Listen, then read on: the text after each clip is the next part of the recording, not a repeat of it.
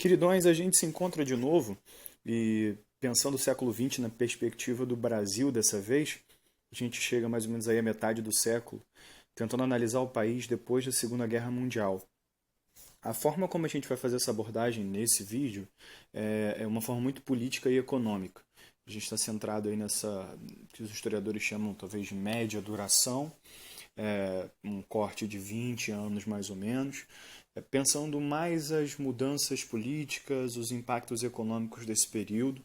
Esse é o foco desse vídeo. Eu preciso voltar um pouquinho para introduzir esse período. Preciso falar do Getúlio Vargas de novo. Talvez seja difícil falar de política no Brasil no século XX sem falar do Getúlio Vargas. E a gente vai pensar o Estado Novo, o período de 1937 até 1945. Foram aqueles anos em que ele governou como um ditador, em que ele controlou a política, concentrou o poder em si próprio, eliminou todos os partidos políticos e governou usando a máquina de propaganda, usando a seu favor os direitos trabalhistas que eram garantidos à época, mas também sabendo lidar com os grupos mais ricos, os industriais, os fazendeiros. Um período difícil, porque existia censura, existia todo um controle da política, ao mesmo tempo de certos avanços no Brasil. Por que eu estou voltando no Getúlio? Porque a gente precisa pensar a saída dele para entender o que foi esse período do Brasil após a Segunda Guerra Mundial e, por isso, pensar a própria guerra. Foi durante o Estado Novo, durante o governo do Getúlio Vargas, que o Brasil participou da Segunda Guerra Mundial. E essa participação se deu ao lado dos americanos, dos ingleses e dos franceses, da União Soviética. Ou seja, o Brasil lutou contra os nazistas. Esse cartaz aqui ele já demonstra isso quando a gente percebe é um daqueles clássicos cartazes da Segunda Guerra Mundial, motivadores, voltados à propaganda para a população. Ele mostra uma mão, obviamente, forte, aqui representando a mão que seria essa força militar brasileira, massacrando um navio nazista. O Brasil abrindo caminho para a vitória e, de fato, o Brasil teve uma participação pequena, mas colaborou para que os aliados vencessem a guerra. E quando a guerra acaba, a gente chega àquele contrassenso, né? O período da guerra, ele termina com o Brasil vencendo, ajudando a vencer uma ditadura, e quando os soldados retornam, o que a gente tem aqui é uma ditadura, que é a ditadura do Vargas. Ao longo do ano de 1945, o último ano do Estado Novo e o último ano da guerra, ele vai perdendo um pouco de apoio, os militares começam a pressionar e no fim do ano, mais ou menos em outubro, ele acaba sendo deposto de forma aí bastante tranquila até, sem nenhum tipo de impacto tão grave. Ele é retirado do poder, são feitas novas eleições e quem vence é um general, um militar, o Eurico Gaspar Dutra.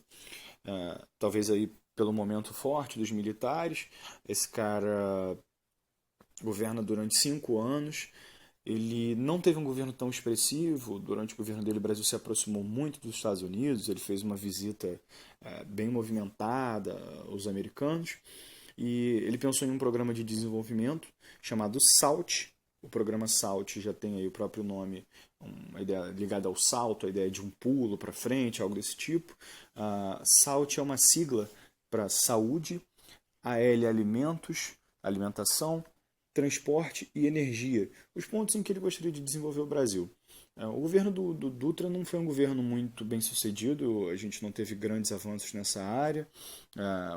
Na prática, o Brasil aí teve um período de 5 anos onde a vida foi um pouco difícil, houve inflação e o plano dele, enfim, fracassou. Curiosamente, a pessoa que vence as eleições seguintes, em 1950, é o Getúlio Vargas.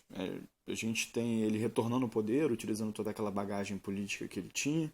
Ele é eleito democraticamente, dessa vez a gente não está falando de uma ditadura, a eleição transcorreu normalmente. É preciso entender que o Vargas tinha uma influência enorme, a população via ele muito bem, ele criou alguns partidos políticos como o PTB, o próprio PSD tinha uma influência grande dele, outros partidos que existiam na época, e ele vence com cerca de 50% dos votos, vence e vence bem. A maneira como ele governa dessa vez é um pouco mais focada nas questões das indústrias essenciais do país, numa espécie de intervenção do governo, sem desconsiderar também a necessidade de receber dinheiro de fora. O Brasil não era um país que tinha capacidade de investir em si próprio. Em 1953, ele cria Petrobras. A ideia aqui era do petróleo para os brasileiros, do petróleo que já tinha um valor, né? O petróleo que a gente usa para fazer gasolina, diesel, querosene, desculpe, uma série de outros produtos essenciais para o transporte, para a energia. Ele já queria explorar isso e, para isso, construiu uma empresa nacional, que a gente sabe que hoje é até uma empresa razoavelmente bem sucedida, apesar dos escândalos de 2014 e 2015. E ele foi, obviamente, muito bem visto por essa medida, deixou momentos muito emblemáticos como esse, que foi até copiado pelo Lula, da mão suja de petróleo, do petróleo brasileiro, explorado pela Petrobras. O Vargas governou entre 1951 e 1954 dessa vez, mas apesar dessas iniciativas bem vistas como a da Petrobras, o governo não foi um governo muito tranquilo.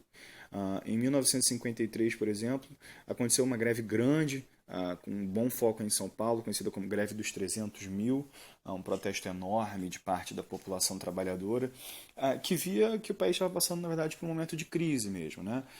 O café tinha problemas de preço, os investimentos externos, especialmente dos Estados Unidos, caíram muito nesse começo da década de 50, e os trabalhadores acabavam pagando boa parte do preço, né, dessa dificuldade. Os oposicionistas, as pessoas que se colocavam contra o Vargas, fizeram uso disso. Um dos principais opositores dele era esse camarada aqui que se chamava Carlos Lacerda.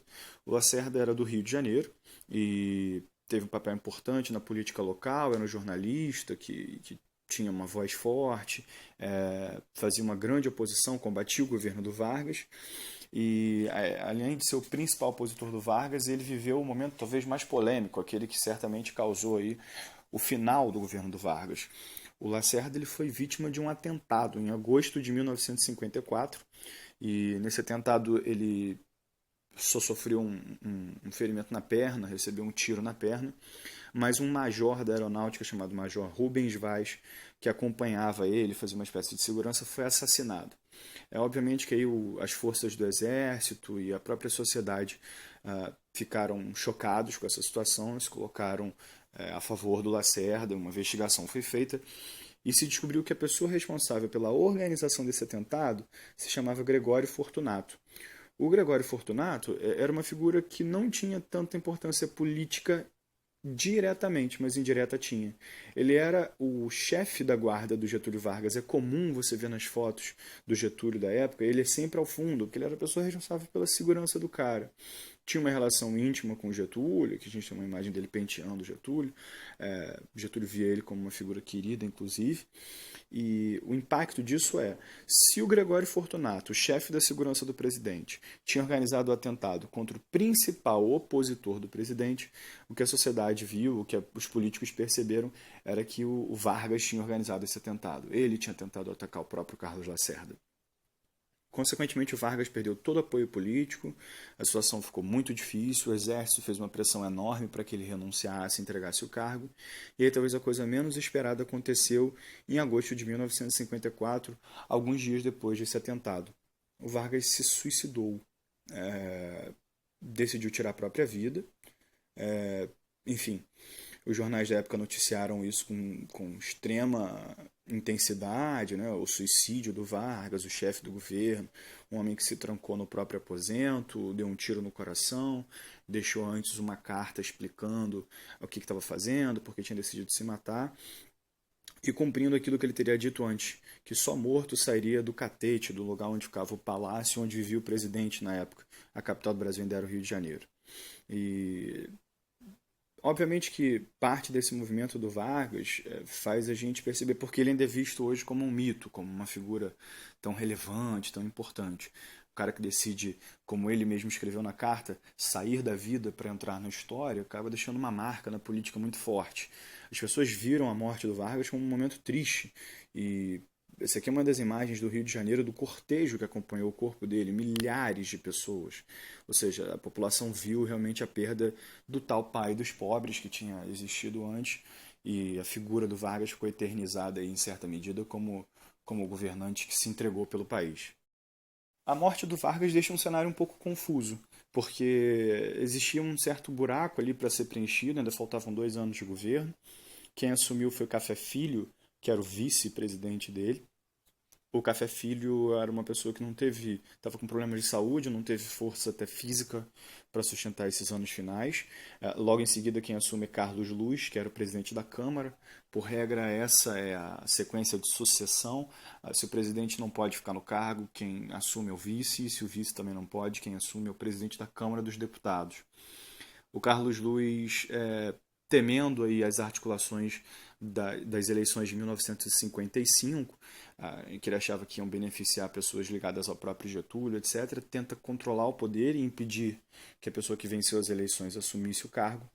E ele só não consegue, de fato, evitar isso, porque o general Henrique Lott, que era o ministro da guerra da época, faz toda uma movimentação política para que o presidente eleito assumisse.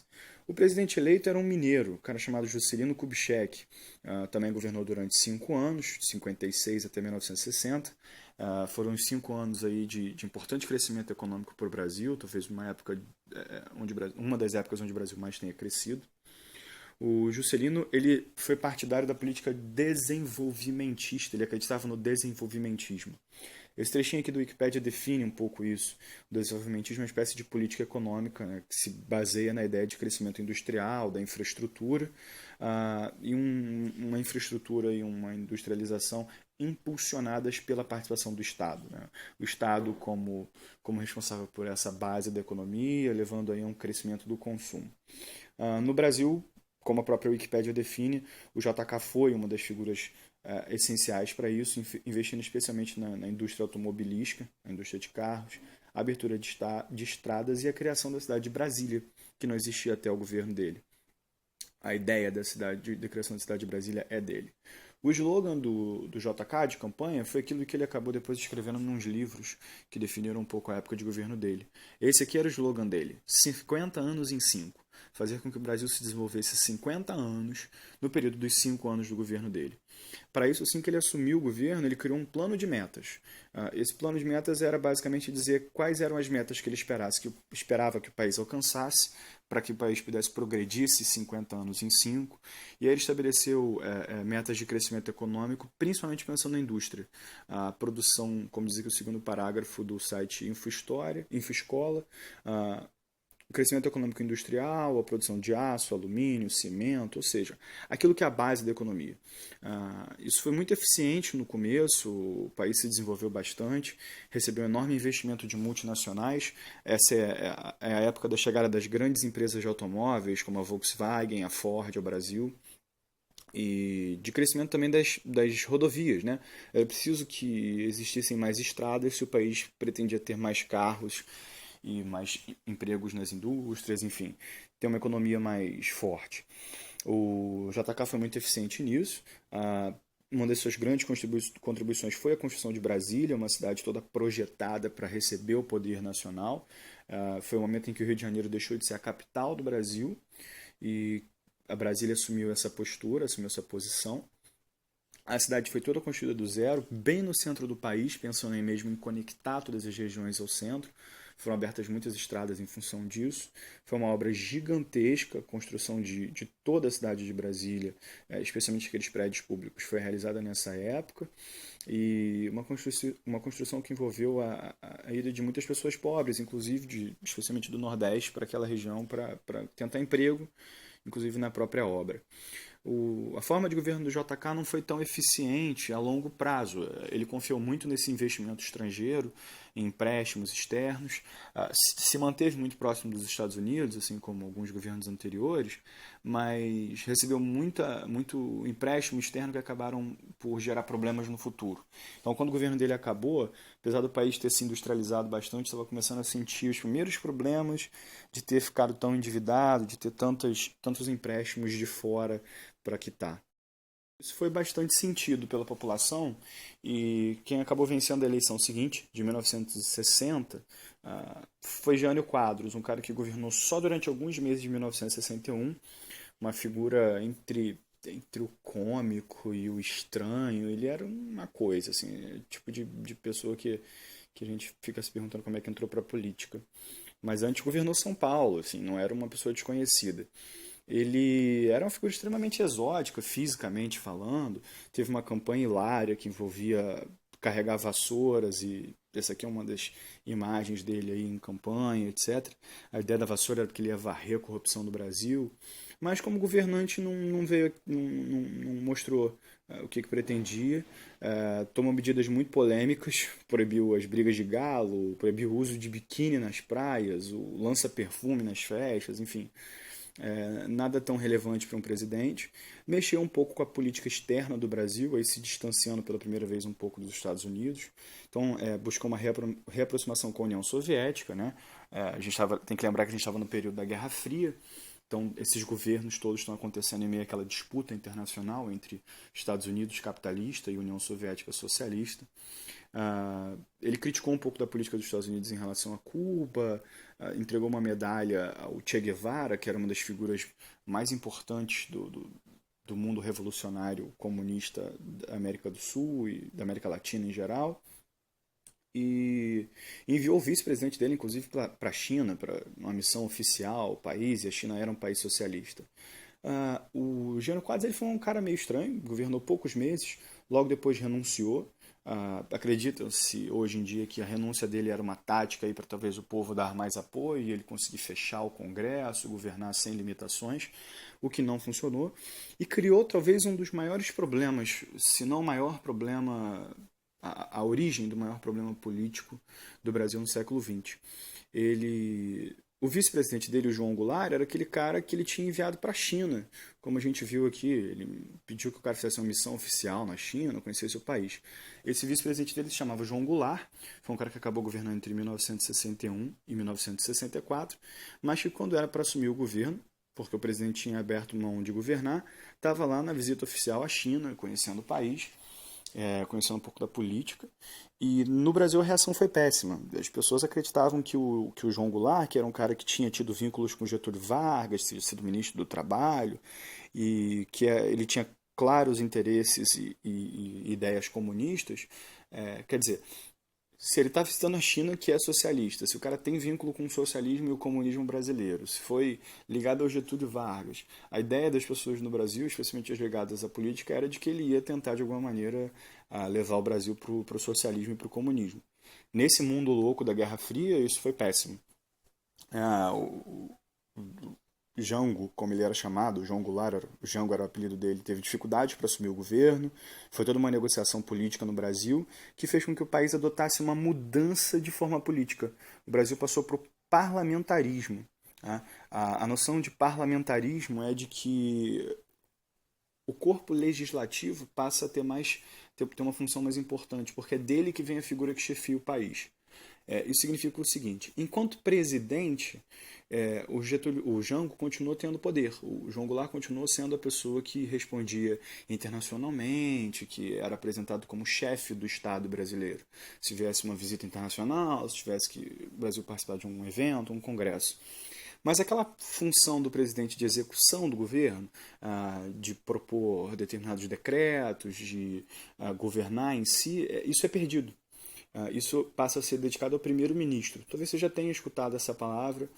Esse tipo de governo é comum em países como a Inglaterra, como Israel, como a Austrália, enfim. Não é um tipo de governo incomum. O presidente passa a ter uma função, como eu disse, de chefia do Estado, não mais de chefia do governo. Isso passa a ser feito pelo primeiro-ministro, que é alguém escolhido entre os parlamentares. Ou seja, o cara vem ali do grupo dos deputados. Na prática, isso fez com que o Jango perdesse o poder. A ideia era que isso fosse temporário, e realmente foi. Em 1943 houve uma eleição, em 1963, desculpe, houve uma eleição, onde o país voltou ao presidencialismo. Venceu a ideia de que o Brasil devia devolver o poder para o Jango, devolver o poder para o João Goulart. Isso tem de polêmico o seguinte: realmente a proposta de governo do João Goulart era uma proposta mais à esquerda, como a gente diz, assim, mais ligado às noções de socialismo do que às noções do capitalismo liberal, que é a corrente aí de capitalismo que existia e ainda existe nos Estados Unidos, por exemplo. As propostas de governo dele, como o tal do plano trienal e as reformas de base, eram propostas polêmicas, porque eram propostas que pretendiam mudar o Brasil na sua essência, mexendo aí com quem tinha dinheiro. Aqui diz que a primeira reforma que ele pretendia entre as reformas de base, a reforma agrária, era uma reforma que mexeria aí com as grandes fazendas, ou seja, aí com os grandes proprietários de terra do Brasil, né? E isso é complicado. Para a gente definir melhor reformas de base, eu peguei esse trechinho aqui da própria Wikipédia, que explica como isso funciona, e no caso, no governo dele, qual era a proposta, era reformar a educação, reformar os tributos, a área fiscal, a política e a terra, no caso, a forma como a terra era dividida. No clima da Guerra Fria, isso fez o governo dele estar mais à esquerda. E aí as pessoas começaram a suspeitar de um certo vínculo com o comunismo. Em 1963, quando ele logo recuperou esse poder, ele passou a dar mais força para essa questão. E em 1964, em março, ele iniciou inclusive um processo ligado a desapropriar terras e absorver refinarias. Aí que a gente está falando dele literalmente pegar as terras que eram de algumas pessoas mais ricas e donos de grandes espaços de terra e retirar essas pessoas, retirar a posse da terra delas para dividir entre a população. E de dominar mesmo as refinarias, e de encampar a ideia dele absorver refinarias para o governo, que eram de empresas das multinacionais, das grandes empresas multinacionais que exploravam o petróleo aí na elaboração de gasolina, por exemplo, no Brasil. Então a gente está falando de um movimento muito próximo daquilo que se espera de um governo mais socialista. Ele tinha algum apoio da população. Essa faixa aqui, por exemplo, dos metalúrgicos de Volta Redonda mostra isso. Jango, defenderemos as suas reformas à bala, ou seja, se for preciso a gente vai à guerra pelo que você pretende fazer. O Brasil era um país pobre, era um país que enfrentava dificuldades, então existia um certo respaldo, um apoio para que ele fizesse isso. Mas a gente vai ver numa próxima aula que isso não era universal. E no mesmo mês de março, onde ele iniciou essas desapropriações e começou a encampar essas refinarias, o outro lado, o lado da direita, o lado das pessoas ligadas a ideias mais conservadoras, começou a se mexer também, levando o Brasil a entrar no período certamente o mais triste e sombrio da política do século passado, que foi a ditadura militar. Esse vai ser o nosso próximo tema e a gente se vê lá. Um abraço.